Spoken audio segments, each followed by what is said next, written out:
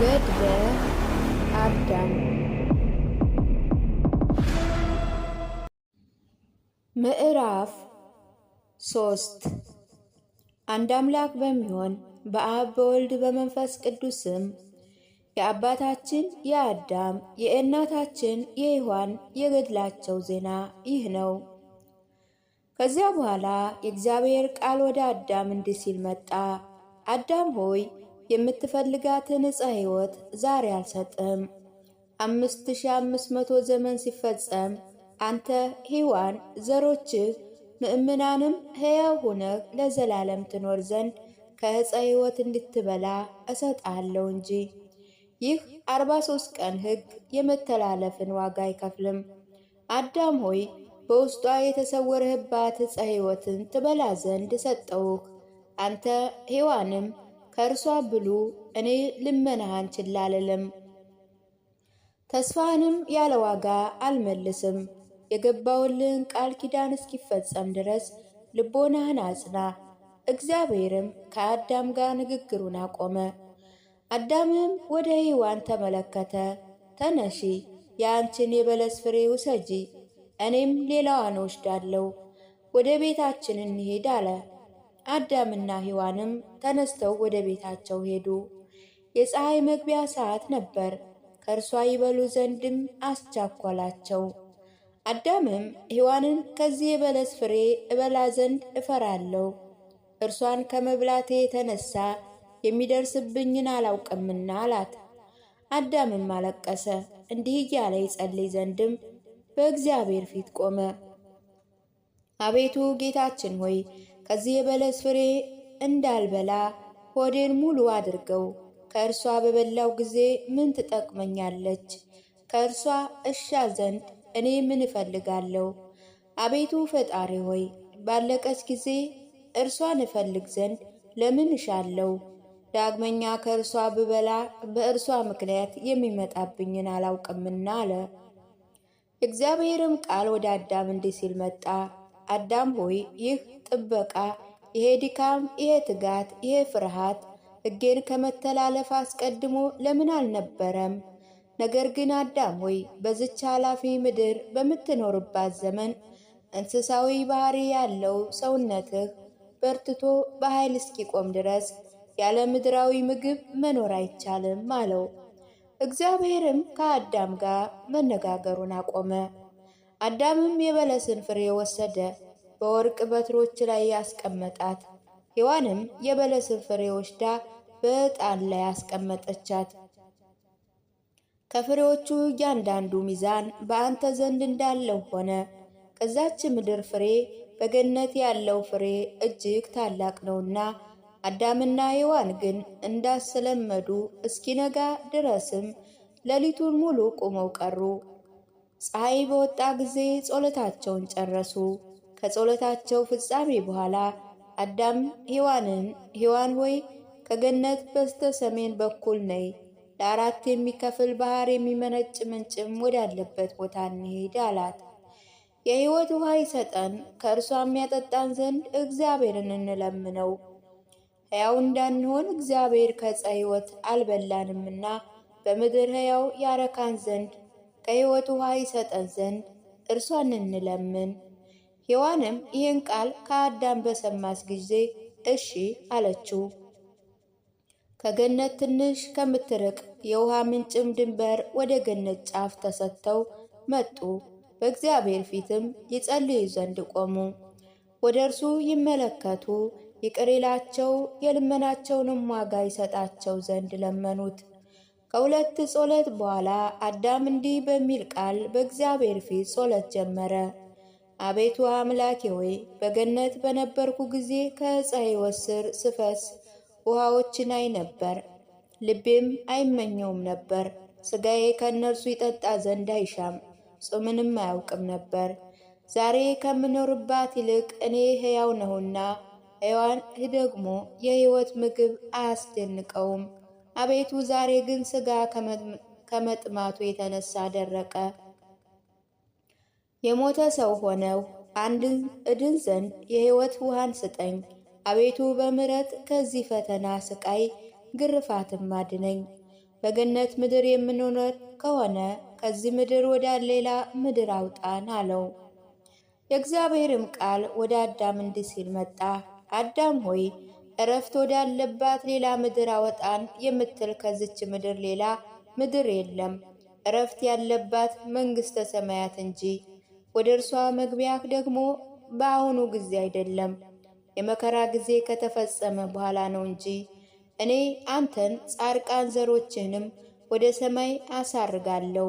አንተ ዛሬ የምትፈልጋትን ለአንተም ለእነርሱም እረፍትን እሰጣለሁ። ጠጥተህ ሕያው ትሆን ዘንድ የሕይወት ውሃን ስጠኝ ማለትህ በዚህ ዕለት የሚሆን አይደለም።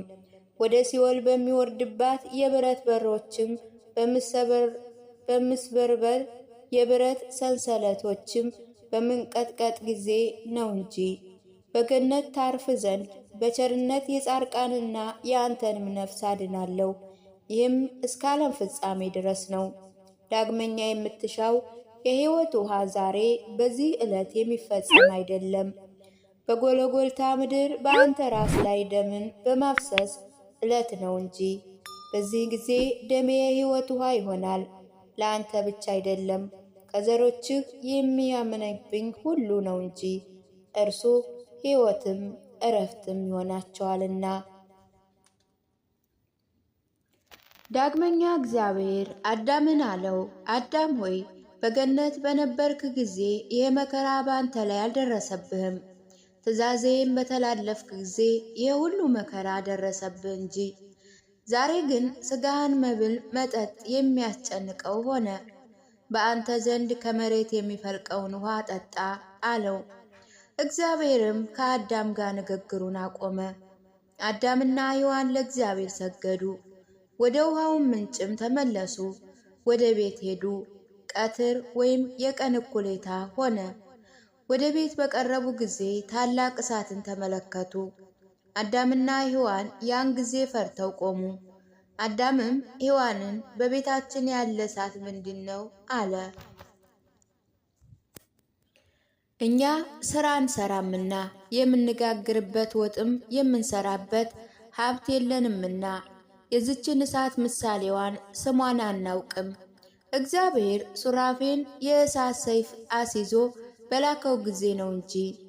እርሱ ያብረቀርቃል፣ ያበራል። ከመፍራታቸው የተነሳ ወድቀን እንደ ሞተ ሰውም ሆነን። ዛሬ ሔዋን ሆይ እግዚአብሔር በእኛ ላይ ይቆጣ ዘንድ ወዷል፣ ከእርሷም አባረረን አላት። ሔዋን ሆይ ዳግመኛ ከዚህ ሌላ ቤት ሳለን ትእዛዙን ተላልፈን እርሱን ቤታችንን ትዞራት ዘንድ እሳትን እስከ መላክ ደረሰ። ወደ ውስጧም እንገባ ዘንድ አንችልም። እግዚአብሔርም ፍትስ የት እንሸሻለን? በገነት ውስጥም አያሳድረንም። ከሩቅ ነገሩም ሁሉ ከልክሎናል። በዝች ቤት እንኖርም እስክንጸና ድረስ በውስጧ መከራዋን፣ ጨለማዋን፣ ፈተናዋንም ታግሰን ዛሬ ወደ ሌላ ምድር ከወጣን በውስጧ የሚሆነው ማን ያውቃል? ምድር ምን እንደሆነች ከዚችም ጨለማ ፈጽማ የጨለመች እንደሆነች ማን ያውቃል? በዚች ምድር ቀን ይሁን ጨለማ ማን ያውቃል? ሩቅ ወይም ቅርብ እንደሆነችስ ማን ያውቃል? ሔዋን ሆይ እግዚአብሔር ከገነት ወዴት ያርቀን ዘንድ ይሻል? ሔዋን ሆይ እግዚአብሔር ትእዛዙን በመተላለፋችን ይህም ማየት ቢከለክለን ሁልጊዜ እርሱን እንለምናለን። እግዚአብሔር ከተጸጸትንባት ከዚች ምድር ወደ ሌላ ኃላፊ ምድር ያወጣን ዘንድ ይፈልጋል። ነፍሳችን የሚገድል ከምድር ገጽ የሚያጠፋ ዘንድ ይሻል። ሔዋን ሆይ ከገነት በራቅን ጊዜ ዳግመኛ እግዚአብሔር የት እናገኘዋለን? ወርቁን፣ ዕጣኑን፣ ከርቤውን፣ የበለሱንም ፍሬ ይሰጠን ዘንድ እንለምነው። ዳግመኛ ያጽናናን ዘንድ የት እናገኘዋለን? በገባልን ቃል ኪዳን ባሰበን ጊዜ የት እንገናኛለን? አለ። አዳምም ዝም አለ። አዳምና ሔዋን ወደ ቤታቸው ይመለሱ ነበር። እሳትም በዙሪያዋ ትወጣ ነበር። ይህች እሳት ከሰይጣን ነበረች። እርሱ ከእጽዋት የደረቁ ሳሮችን ሰብስቦ ተሸክሞ ወደ ቤት አምጥቷልና። ቤቱን ያቃጥል ዘንድ በውስጧ እሳትን ጨመረባቸዋል። ይህን የሚያደርገው አዳምና ሔዋን እንዲያዝኑ በእግዚአብሔርም ተስፋ እንዲቆርጡ እንዲክዱም ያደርጋቸው ዘንድ ነው። ነገር ግን በእግዚአብሔር ቸርነት ቤቱን ያቃጥል ዘንድ አልቻለም። እግዚአብሔር በቤቱ ዙሪያ መላእክትን ላከ። እሳቷ እስክትጠፋ ቤቱን ይጠብቁ ዘንድ ከቀን የጀመረች እሳት እስኪነጋ ድረስ ትድል ነበረ። ቀኑም 45ኛ ቀን ነበር። አዳምና ሔዋን ቆመው እሳቱን ይመለከቱ ነበር። ከእሳቱ ፍርሃት የተነሳ ወደ ቤት መቅረብ አልቻሉም። ሰይጣንም የእሳቱ ነበልባል ፈጽሞ ከፍ እስኪል ድረስ እንጨት እየተሸከመ ወደ እሳት ይወረውር ነበር። ቤታቸው ተሰወረች። ከእሳቱ ብዛት የተነሳ ቤቷ ትቃጠላለች ብሎ አስበው ነበርና፣ ነገር ግን የእግዚአብሔር መልአክ ይጠብቃን ነበር። ሰይጣንም ይራገም ዘንድ አልቻለም። በእርሱ ላይ የሰለጠነ ይሆን ዘንድ አልከፋባትም። ከእርሱ በሚወጣው ቃልም አላዘኑም። በዚያም ልቦና ያጽናና ነበር። የእግዚአብሔር ቃል እስኪመጣ ድረስ ክፉ ነገር አልተናገሩም። አገልጋዮቹን ያሳተ ሰይጣን ሆይ ወግድ እስኪለው ድረስም አንተ መጥፋታቸውን ትሻለህና ምሕረቴ ባትከለክለኝ አንተንም ሰራዊትንም ከምድረ ገጽ ባጠፋው ነበር። እስከ ዓለም ፍጻሜ ድረስ ታገሰው እንጂ አለው። ሰይጣንም ከእግዚአብሔር ፊት ሸሸ። እሳቷ በቤቱ ዙሪያ ቀኑን ሁሉ ትነድ ነበር። ይህም አዳምና ሔዋን ከገነት ከወጡ 47ኛ ቀን ነው። የእሳቱ ነበልባል ትንሽ እንደቀዘቀዘ ባዩ ጊዜ እንዳስለመዱ ይገቡ ዘንድ ወደ እርሷ መሄድን ጀመሩ። ነገር ግን ከእሳቱ ነበልባል የተነሳ አልቻሉም። አዳምና ሔዋን በቤታቸውና በመካከላቸው ካለው የእሳት ነበልባል የተነሳ ማልቀስ ጀመሩ። የእሳቱ ነበልባል ወደ እርሱ ቀረበ፣ እርሱም ፈሩ። አዳምም ሔዋንን በመካከላችን ያለች ይችን እሳት ተመልከች፣ ከዚህ ቀደም እሺ ትለን ነበር። ሕጉን ከተላለፍን በኋላ ግን እንደ ቀደመው እሺ አትለንም። እኛ የተፈጥሮን ድንበር ተላልፈናል። አካላችን ጠባያችን ተለወጠ። የእሳት ግን ጠባይዋ ተፈጥሮ አልተለወጠም። ስለሆነም በዚህ ላይ ኃይል ሆነች። ወደ እርሷ በቀረብን ጊዜ ሥጋችንን አቃጠለችን። አዳምም በእግዚአብሔር ፊት እንዲህ ሲል ቆመ። እናድርባት ዘንድ ባዘዘህን ቤታችን በእኛ መካከል የለየች ይህችን እሳት ተመልከት፣ እነሆ መግባት አንችልምና። እግዚአብሔርም አዳምን ሰማው፣ ቃሉንም ወደ እርሱ ላከ።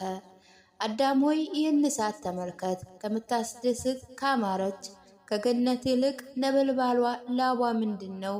አንተ በሕጌ ጥላ ስር ሳለህ ፍጥረታት ሁሉ ይሰግዱልህ ነበር።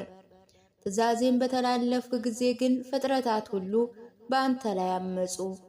ዳግመኛ አዳም ሆይ ተመልከት፣ እንደኔ በመለኮታዊ ክብር ከፍ ከፍ ያደረግ ዘንድ ቃል የገባህለት ሰይጣን ቃሉን አልፈጸመልህም። ጥላት ሁነህ እንጂ ሊያቀጥልህ ወዶ ይህን እሳት ያዘጋጀ እርሱ ነው። አዳም ሆይ አንድ ቀንስ እንኳ ቃሉን ለምን አልፈጸመልህም? ትእዛዙን በሰማ ጊዜ በአንተ ላይ የነበረው ክብር ተገፈፈ እንጂ። አዳም ሆይ ከአንተ ጋር ይሄ ቃል ኪዳን በማድረጉ አንተን የወደደ ይመስልሃልን? ወይ ወደ ላይ ለማውጣት የሚሻ መሰለህን? ይህንን የሚያደርግ አይደለም።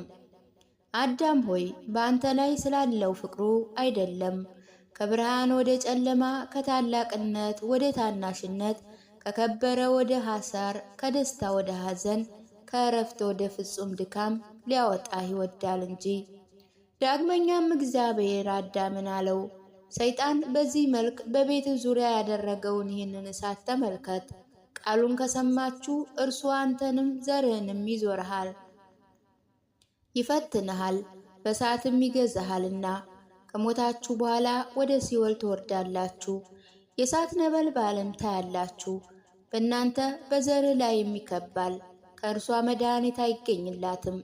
ቃሌ ወልድ አምላክ ኢየሱስ ክርስቶስ እስኪመጣ ድረስ ከእሳቱ ብዛት የተነሳ ዛሬ ወደ ቤት መግባት እንዳልቻልክ በቃል ኪዳኑ የመጨረሻ ዕለት መንገድንም ይለይሃል።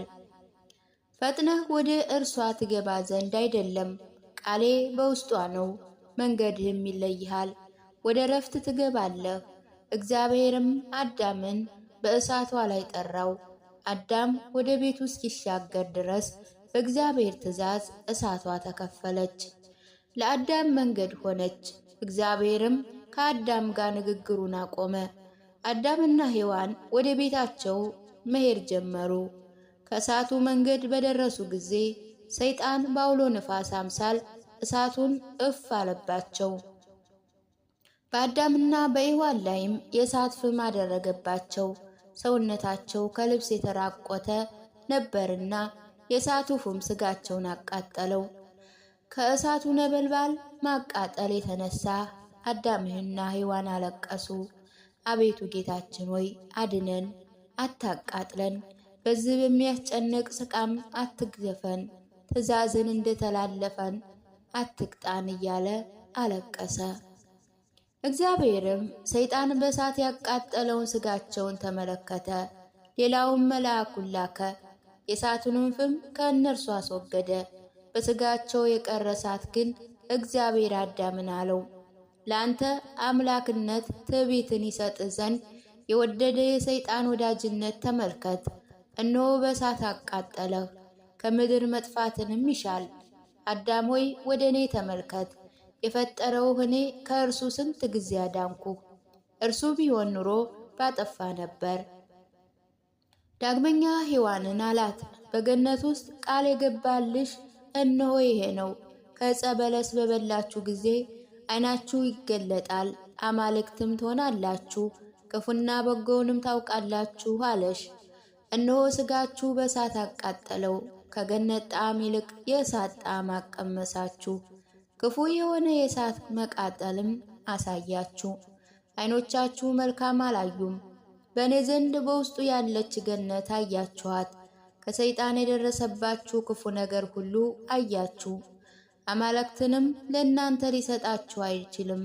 የሚያስደስት ቃል ኪዳን አይፈጽምም። ለእናንተ ከእናንተ በኋላ ለሚመጣው ዘራችሁም መራራ ሆነባችሁ እንጂ። እግዚአብሔርም ከእርሱ ጋር ንግግሩን አቆመ። አዳምና ሔዋን ወደ ቤት ገቡ። ስጋቸውን ካቃጠለው ከእሳት የተነሳ ፈርተው ነበር። አዳምና ሔዋን በዚህ ዓለም አሁን ስጋችን ያቃጠለን እሳት በሞት ጊዜማ ሰይጣን ነፍሳችንን እንዴት ያቃጥላት ይሆን? እነሆ ድነታችን ሩቅ ነውና ወዮልን። ይቅር ይለን ዘንድ ቃል ኪዳኑን የሚፈጽምልን ዘንድ እግዚአብሔር ካልመጣ አሉ። ከዚያ በኋላ አዳምና ሔዋን ቤቱን ዘርጉ። ዳግመኛ ወደ እርሷ በመግባታቸው ከእርሷ ሊባረኩ ፈለጉ። በሐሳባቸው ሁለተኛ ፈጽሞ ወደ እርሷ የማይገቡ መስሏቸው ነበርና የፀሐይን መግባት በተመለከቱ ጊዜ የእሳቱ ዋይ ወደ አመድና ወደ አዳምና ወደ ሔዋን ወደ ቤታቸው ውስጥ ገባ። በውስጧ ይተኙ ዘንድ አልቻሉም። ፀሐይ ከገባች በኋላ ከቤት ወጡ። ከገነት ከወጡ በኋላ ዕለታቱ 47 ነበር። አዳምና ሔዋን እንዳስለመዱ ወደ ገነት ተራራ ራስ ስር በዛች ይተኙ ዘንድ በደላቸውንም ይቅር ይላቸው ዘንድ ወደ እግዚአብሔር ቁመው ጸለዩ። በተራራው ራስ ግርጌ ተኙ። የመልካም ነገር ጠላት ሰይጣንም በሕሊናው እንዲህ ይል ነበር፣ እግዚአብሔር ለአዳም የድነት ቃል ኪዳን ገብቶለታል፣ ከሚደርስበት ጽዋት መከራ ሁሉ ያድነው ዘንድ። ለእኔ ግን ቃል ኪዳን አልገባልኝም፣ ከመከራ አላዳነኝም። የነበረውትን መንግስቴንም እርሱን ዘሩንም መኖርም ዘንድ ቃል ኪዳን ገብቶለታል። እኔ አዳምን ልገለው ከእርሱ የተነሳ መሬት ትከለከል ዘንድ ለእኔ ብቻም ትሆን ዘንድ በሞተም ጊዜ መንግሥተ ሰማያት የሚወርስ ዘንድ አይቀርለትም። መንግስቱም ለእኔ ሆና ትቀራለች። እግዚአብሔርንም ያስጨንቀዋል፣ እኔም ሰራዊቴም ወደ እርሷ ይመለሳሉ። ከዚህ በኋላ ሰይጣን ሰራዊቶቹን ጠራቸው። ሁሉም መጥተው ከእርሱ ዘንድ ደረሱ። አቤቱ ጌታችን ሆይ ምን ታደርግ ዘንድ ትወዳለህ? አሉት። እናንተ ታውቃላችሁ፣ ይሄ አዳምን ከመሬት የፈጠረ እግዚአብሔር ነው። መንግሥታችን የወረሰ እርሱ ነው። ኑ ተሰብስበን እንግደለው፣ ወይም ድንጋይ በላያቸው ጥለን እርሱንም ሔዋንንም እንግደል ኑ አላቸው። እነርሱም ሰሙት። አዳምና ሔዋን ወደሚገኙበት ተራራማ ቦታ መጡ። እነርሱ ግን ተኝተው ነበር። ሰይጣንም ከሰራዊቱ ጋር ታላቅ ድንጋይ አንስቶ ሳያዘንፍ በትክክል ጣላት። ቦታው ድንጋያማ ገደላማ ስለሆነ ድንጋዩ በላያቸው በወደቀ ጊዜ ድንጋይ ከእርሱ ወደ ጉድጓድ ይገባል፣ እነርሱ ይድናሉ እንጂ አይሞቱም ብሎ በሕሊናው አስቧልና። ሰይጣንም ይህችን ድንጋይ በትክክልም በላያቸው ጣላት። ከእነርሱ ወደ ሌላ አቅጣጫ እንዳትሄድ በላያቸው በጣላት ጊዜ ሸሹ እንጂ አትቆሙ አላቸው። እነርሱም እንዳዘዛቸው አደረጉ። ድንጋይቱ ወደ አዳምና ወደ ሔዋን ስትወርድ እግዚአብሔር በአዳምና በሔዋን ላይ እንደ ድንኳን ትሆንላቸው ዘንድ እንዳትጎዳቸውም አዘዛት። በእግዚአብሔር ትእዛዝም እንዲህ ሆነች። ድንጋይቱ በወደቀች ጊዜ ከእርሷ የተነሳ ምድር ተናወጠች፣ ከታላቂቱ የተነሳ ታወቀች። መሬትም ከመናወጧ ከመታወኳ የተነሳ አዳምና ሔዋን ከእንቅልፋቸው ነቁ። ለእነርሱ ድንጋይዋ እንደ ድንኳን ሆናላቸው አገኙት። እነርሱም ከሰማይ በታች እንደሆኑ አላወቁም። እነርሱ በድንኳን ስር አልነበሩምና አይተው ፈሩ። አዳም ሔዋንን ይህ ተራራ ስለምን ዝቅ አለ? መሬትስ ለምን ተናወጠች ታወከች? ይህች ድንጋይስ በእኛ ላይ እንዴት ተጋረደች? እግዚአብሔር ሊመታን በእስር ቤትም ሊያስረን ይወዳልን? አላት። ያለ ትእዛዙ ከቤት በመውጣታቸው በእኛ ላይ ሊቆጣ መሬትንም ሊያሰምጣት ነውን? አላት። እኛ በፍቃዳችን አድርገናልና ከቤት በወጣን ጊዜ አልመረመርንም፣ ልብ አላደረግነውም፣ ወደዚች ቦታ መጣን አላት። ሔዋንም ምድር ስለኛ የምትናወጽ ከሆነ አዳም ሆይ ወዮልን፣ ግርፋታችን በዛ። ነገር ግን ወደ እግዚአብሔር እንጸልይ ዘንድ ተነስ፣ በእኛ ላይ ስለተከለለች ስለተጋረደችም ያሳውቀን ዘንድ አለችው። አዳምም ይህንን ተጋድሎ ያሳውቀው ዘንድ ወደ እግዚአብሔር ቆሞ ጸለየ። አዳም እስኪነጋ ድረስ ለጸሎት ቆሞ ነበር። አዳም ሆይ ከቤትህ በመውጣትህ ማን አስወገደህ? ወደዚህ ቦታ እንዴት መጣህ? የሚል የእግዚአብሔር ቃል መጣ። አዳምም እግዚአብሔርን ወደ ቤት በሚገባ የእሳት ነበልባል ምክንያት እኛ ወደዚች ቦታ መጣን አለው። እግዚአብሔርም አዳምን አዳም ሆይ አንዲትን ቀን የእሳት ማዊ አትፍራ፣ በሲኦል ብትኖርስ እንዴት በሆንክ? አዳም ሆይ አትፍራ፣ እመታህም ዘንድ ይህንን ድንጋይ እኔ እንደጋረደውህ በልብህ አትሰብ። አምላክ ለመሆን ቃል የተገባልህ ሰይጣን እንዳይመታህ ነው እንጂ። ሕይወታችሁን ከምድረ ገጽ ያጠፋችሁ ዘንድ በአንተና በሔዋን ላይ የወረደ ይሄ ድንጋይ ታላቅ ነው። ነገር ግን በቸርነት ይህች ድንጋይ በላያችሁ ትኖር ትጋርድም ዘንድ አዘዝኳት አለው። ከዚያ በኋላ አዳምና ሔዋን ተደነቁ፣ በመፈጠራቸው በእግዚአብሔር ፊት አለቀሱ። ሥጋቸው ምን እንደሆነች አሰቡ፣ ምድራዊ ልብስም ስለቸገራቸው አለቀሱ። አዳምም ሔዋንን ሔዋን ሆይ የምንለብሰው የእንስሳ ቆዳ ይህ ነው። በለበስነው ጊዜ የሞት ምልክት በእኛ ላይ ገባ። የዚህ ቆዳ ሌጦ በጎች እንደሞቱ እንዳረጁ እኛም ዳግመኛ እንደነርሱ እናረጃለን፣ እንሞታለን አላት። አዳምና ሔዋን ቆዳውን ወይም ሌጦውን ይዘው ወደ ቤታቸው ተመለሱ። ወደ እርሷ በተመለሱ ጊዜ እንዳስለመዱ ቁመው ጸለዩ። እንዴት አድርገው ልብስ እንደሚያደርጉት ተቀምጠው እያሰቡ ነበረ። ጥበብ አልነበራቸውምና እግዚአብሔርም እንዴት እንደሚያደርጉት ያስረዳቸው ዘንድ መልአኩን ወደ እነርሱ ላከ። መልአኩም አዳምን ከተመር እሾህን አምጣ አለው። አዳም የእግዚአብሔር መልአክ እንዳዘዘው አመጣ። መልአኩ በፊታቸው ቀሚስ በሚሰፋ አምሳል ያደረገው ጀመር። እየተመለከተ እሾሁን ይዞ በውስጡ ተከለው።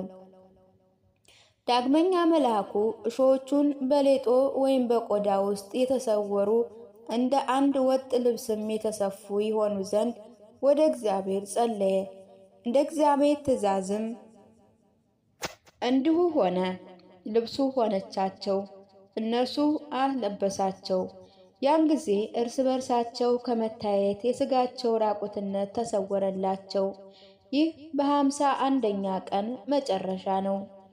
አዳምና ሔዋን ሥጋቸው በተሸፈነ ጊዜ ይቅር ካላቸው እርቃናቸው ከሸፈነላቸው ከእግዚአብሔር ምሕረት ተሸኙ። ይጸልዩ ዘንድ ቆሙ። በዚች ዕለት በእግዚአብሔር ፊት በጸሎት እያሉ አልታወኩም፣ አልተረበሹም። ንጋት በሆነ ጊዜ እንዳስለመዱት ፀሐይ ሲወጣ ጸሎታቸውን ጸለዩ፣ ከቤት ወጡ።